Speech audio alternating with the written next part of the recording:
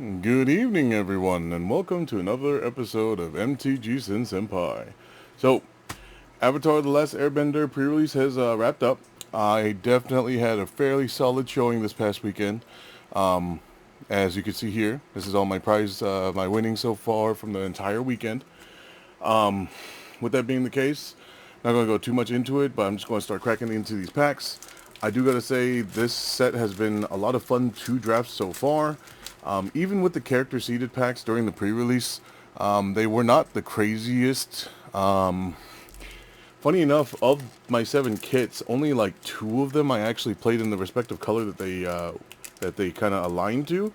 But overall, like the seeded packs were not the best. I'd say personally, was not the biggest fan of them. They could have just done it with just random packs, because especially like I don't know. I feel like whenever they have the seeded packs, it throws off the game just a smidge. At least that's the way I feel about it. But overall, definitely had a lot of fun. A lot of amazing pulls.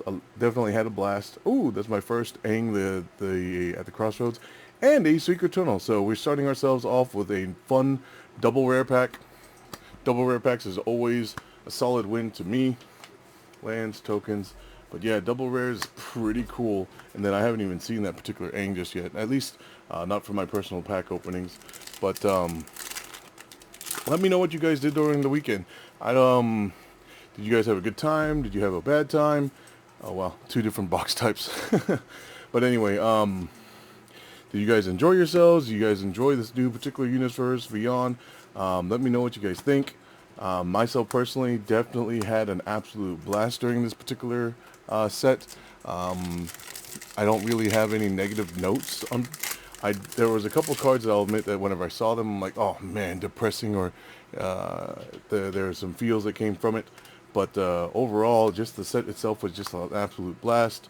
Lots of fun cards. Ooh, another double rare pack. 2 double rare packs already is pretty freaking sweet. Funny enough, with the number of events I did, I never saw these guys. Funny, that's kind of funny. But overall, definitely a fun experience, a fun pre-release. Had a handful of people show up to play. But yeah, let me know what you guys thought. I mean, did you guys have a particular fun experience, crazy interaction that you had? Oh boy, look at that. So far, we got an Aang, a Katara, and a Sokka, which is actually kind of cool. And another double rare pack. Man, that's pretty sick, actually. That's pretty cool. You know what? I'm actually alright with all these packs. If there's anything else, if we get nothing else super cool, just the fact that we got multiple double rare packs is kind of neat. So man, that's pretty cool. But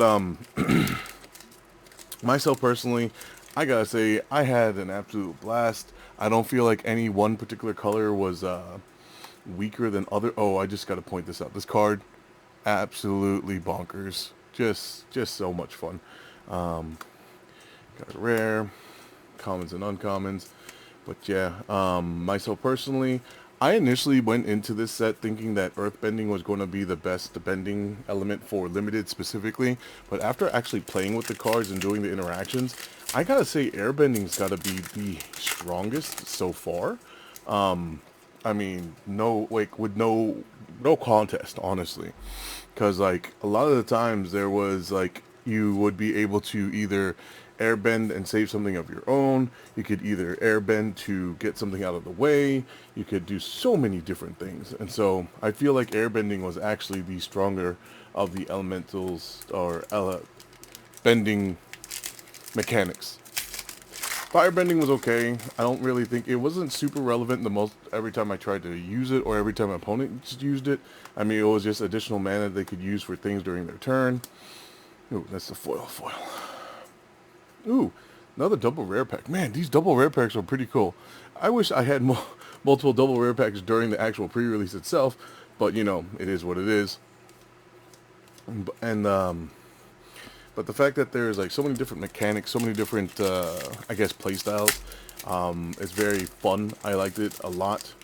Myself personally, the number of times I kind of went 5 color, some kind of shenanigans, or 5 color soup essentially. Ooh, we got my first Boomy Unleashed infinite combo with, is it Ashaya is how you pronounce that particular rare?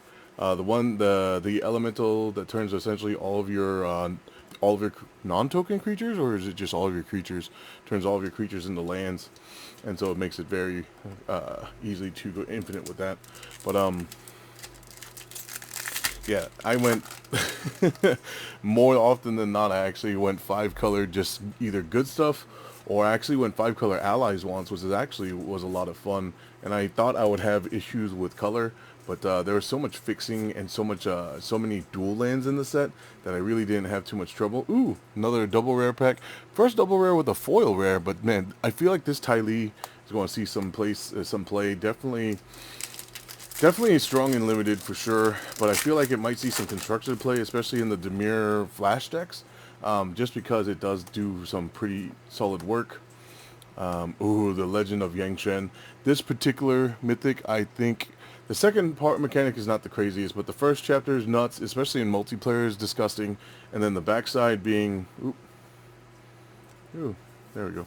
Oh, man, the number of double rare packs is pretty nuts, but Avatar Yang Chen being able to airbend after double spelling a turn is super crazy. The Earthen Ally in my I did a two-headed giant solo thing. This card I was able to earthbend a secret tunnel up to like 14 power or something stupid, and just kept pummeling my opponents. And yeah, just the things that you can do in this particular set has been a lot of fun. We'll see what the shakeup is going to be for constructed events, be it modern and standard.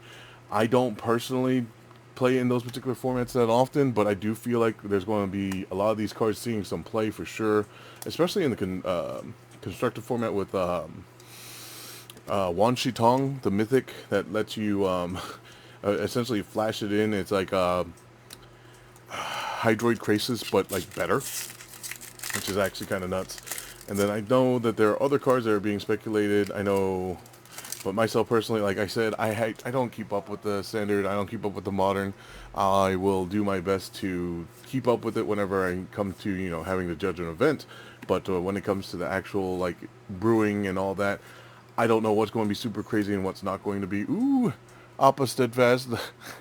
This card and like what 2 others with airbending, and you could go infinite and infinite airbend your stuff is actually kind of funny. And then with that, if you guys have seen it, there's that video that Saffron Olive did with MTG Goldfish. That was what was the name of the bear? I forget the name of the bear right now. It was the bear from Outlaws that essentially lets you can cast your airbent stuff for free essentially. And so with that being the case, yeah, you just go infinite airbending your stuff and doing all the ETB effects or leave the battlefield effects. Which is actually, I think, is hilarious, and I might throw that deck together just because I like that line. It just seems funny to me. I'm just going to keep airbending my stuff and then recasting it for free, and then just getting all the benefit. It's just like fun. And then yeah, I'm a big fan. Ooh, Team Avatar is a really ridiculous limited card, that's for sure. Just the fact that you can just attack with one thing and just make it stupid big. Yeah, it was, man, this set has definitely been a lot of fun. I'm definitely looking forward to build commander decks and just do goofy things as well there. Monster. But anyway, Spirit Oasis, the fact that they brought back the Shrine decks, the fact that the Jumpstart decks actually have some viable cards that are worth getting Jumpstart packs for. Good luck for anyone that's trying to get their hands on the legendary Cabbage Merchant. I do believe there are a lot of people that have already play tested with it and say that's going to be like a big card for CDH. Myself personally, I'm not the biggest fan of CDH, but I just want the Cabbage Merchant card just because I'm a big fan of the Cabbage Merchant. Funny enough, one of my 5-color decks I was able to actually get pretty much all my lands because I had 2 of the uncommon Cabbage Merchant that allowed me to kind of just pretty much filter through my deck, which is super cool. Ooh, we got ourselves the first, or this is my first copy of Toph, the first Metal Bender. All weekend I did not get any of those, but there we go, we got one of those. I'm also a big fan of the Judy One of Many card. The first, from what my buddy mentioned, the first named uncommon that's not legendary, or the first named creature that's not legendary, which I think is actually kind of funny. And the fact that on the card itself, you can actually, ooh, sorry, I gotta take a pause and point this out. A buddy of mine, I know this is for the scene card or the art that you put line it up with all the others, but by itself it just looks like, you know, a piece of gum that someone stepped on or something like that, which I just can't unsee now. But going back to the Judy, fun fact: if you didn't read the card all the way, Judy, whenever you after you've resolved the surveil, making the 2/2, you can, and then you have to sack an artifact or a creature. So you don't have to sacrifice the creature. You can, if you have clues or things that you don't need to use, you can just sack those instead and keep the 2/2s. Which I'm like, you know what? That's pretty nuts. I'll have to keep that in mind going forward. Like, I had not even realized that until someone did that to me. I was like, "Are you sure about that?" I'm like, "Well, there it is, right there on the card. That's exactly what it says." But yeah, let me know what you guys think about this particular set. I mean, I am definitely excited. I got my hands on my Iroh Grand Lotus. Actually, I got lucky, and mine is the stamped. Ooh, get ourselves the Rise of Sozin. Mine is the stamped, the promo. Ooh, nice, another double rare pack, super cool. Oh, other sides of Sozin. The other side of this card is just not fair, absolutely not fair. But I was able to get my hands on the Iroh the Grand Lotus. It's the foil promo one with the date stamp on it, so I'm probably going to use that when I build the deck. I did see that apparently there's a couple different specialty ones that you can get your hands on. I think it was a promotional through Box Lunch, if I remember correctly. There's a promo one that you can get through that if you purchase enough, what was it, Avatar merch through their website. I will have to double check on that to be 100%. I know I saw that randomly posted on Facebook in passing, but I have the general Iroh that I want. At least I have a pretty one that I want to use, so I'm going to go ahead and use that for now. But I might upgrade to others. It depends. Spirit Water's Blessing. The only issue is I was planning on using all the characters that are in the background with Iroh in his Iroh in that deck. The issue is the oh man, I always forget his stupid name. The Swordmaster, something Piandao, I believe is how it's pronounced. He's the like a 5-mana 4/4 that whenever you attack with him, you can search the top so many cards of your library and get like a lesson, an ally, or an equipment, I believe. The issue is he's in white, so the Grand Lotus is not white, it's Teamer, so it makes it a little difficult for me to use that particular card. But the others are all within the colors, so it's not super bad, but it's like my flavor fails now because I can't use that particular one. But we'll figure it out. Ooh, triple, yeah, there it is. Our first triple rare pack. Nothing super crazy, but I do like Day of Black Sun. It's actually it's kind of ridiculous, the fact that it turns off all abilities of the creatures that are X and lower, and if you just happen to have big fatties, it's kind of nuts. And then the fact that it just like blows up tokens and lands and stuff like that, it's actually kind of cool. And then the fact that allies are getting so much support. I know it's not going to be a strong deck, but I do want to build like some kind of allies tokens deck, be it either for standard or for commander, maybe both. We'll see. Definitely excited to get my hands on more cards. Definitely to get my hands on more Avatar.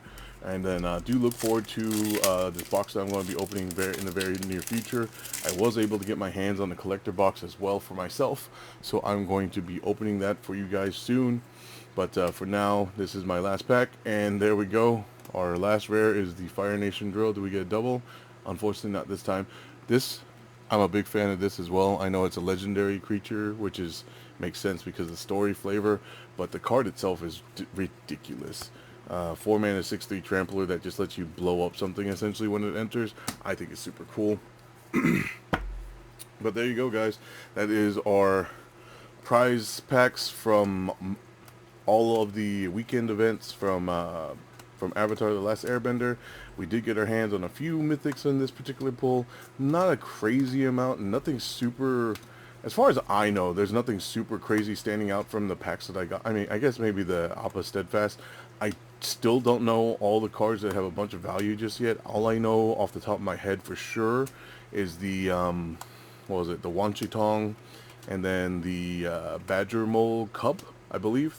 Those are the only ones I know for a fact are like worth some notable money. There may be more stuff to it. There may be, hell, there may be even cards right here that I'm going through as I'm doing the recap. But there may be some here that are actually worth some money. I don't know. You guys let me know. But I'm definitely excited that I got a couple of these. Definitely the Boomy. Going to do some fun things with that too. Got ourselves Appa, Sozin's Comet, the Rise of Sozin. And yeah, definitely like the art on this one. That just looks super cool. There we go. Secret Tunnel. Big fan of that card. Hakoda. Probably like one of the better ally lords, but it's like it's got to be in the 99 because it can't be the commander unless you want all your allies to be white, which I mean potentially you could potentially do, but I don't recommend it. Got ourselves our Tylee. Oops.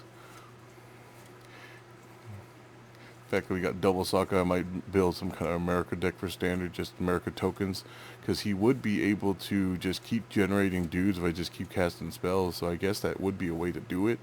And then the fact that they would all have prowess and +1/+, or prowess and you can just end menace.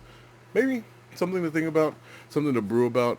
But with that being the case, if you guys made it to this point of the video, thank you so much. I do appreciate you guys, and I do appreciate the new followers. Thank you guys so much for popping in.